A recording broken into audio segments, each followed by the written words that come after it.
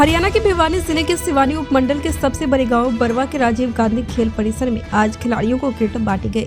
इस अवसर पर जिला पार्षद वार्ड संख्या 22 श्री मुकेश बरवा से उनके 1 वर्ष के कामकाज को लेकर हमारे संवाददाता रंजीत सिंह ने विस्तृत बातचीत की। उन्होंने बताया कि पिछले 1 वर्ष में उनके क्षेत्र में लगभग 1 करोड़ की राशि से एक ई-लाइब्रेरी का निर्माण, हॉल का निर्माण, पीने के पानी की टंकियां का निर्माण, गंदे पानी के निकासी के प्रबंध, साथ ही साथ उनके निजी कोष से खिलाड़ियों के लिए किट, जरूरतमंद के लिए दवाई, खेल का सामान, राशन इत्यादि उपलब्ध करवाया जाता है। प्रस्तुत है उनसे बातचीत के मुख्य अंश सनराइज न्यूज नेटवर्क के कैमरे से। नेटवर्क के लिए इस समय पहुंचा हूं भिवानी जिले के सिवानी उपमंडल के सबसे बड़े गांव बड़वा में, जहां जिला पार्षद वार्ड संख्या 22 ने आज खिलाड़ियों को ड्रेस वितरित की। उसके बाद हम बात कर रहे थे जिला पार्षद मुकेश जी बड़वा से, और उन्होंने पिछले 1 वर्षों में अपने क्षेत्र के 21 गांव में जो विकास कार्य किए गए हैं उन पर हमने विस्तार से चर्चा की, जिनमें उन्होंने बताया कि ई-लाइब्रेरी का निर्माण, एक बड़े हॉल का निर्माण, पीने के पानी की टंकियां, स्ट्रीट लाइट्स, बैठने के लिए कुर्सियां, लगभग सरकारी ग्रांट 1 करोड़ के रुपए के आसपास उनके क्षेत्र में लगा दी गई है। उसके अलावा उनके निजी कोष से दवाइयाँ, लोगों के लिए राशन की व्यवस्था और खिलाड़ियों के लिए खेल का सामान समय समय पर मुहैया कराया जाता है। आइए हम बात करते हैं हमारे जिला पार्षद मुकेश जी बड़वा से। पार्षद जी, पिछले 1 वर्षों में वार्ड संख्या 22 में क्या क्या उपलब्धियां की गई है?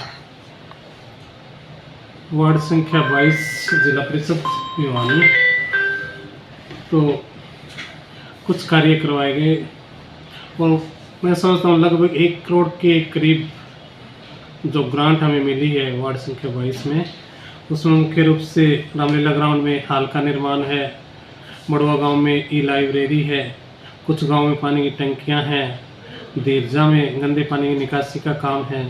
तो इस तरह से लगभग 1 करोड़ के आसपास के ग्रांट के काम हमने वार्ड संख्या 22 में करवाए हैं। इसके अलावा निजी कोष से भी हमने बड़वा गांव आसपास के सभी गांवों में, वार्ड वाइज के सभी गांवों में कुर्सियां रखवाई है और लाइटें लगवाई है, और गरीब लोगों के लिए भी हम दवाई की व्यवस्था करवा रहे हैं, राशन की व्यवस्था जो पहले से ही चालू है।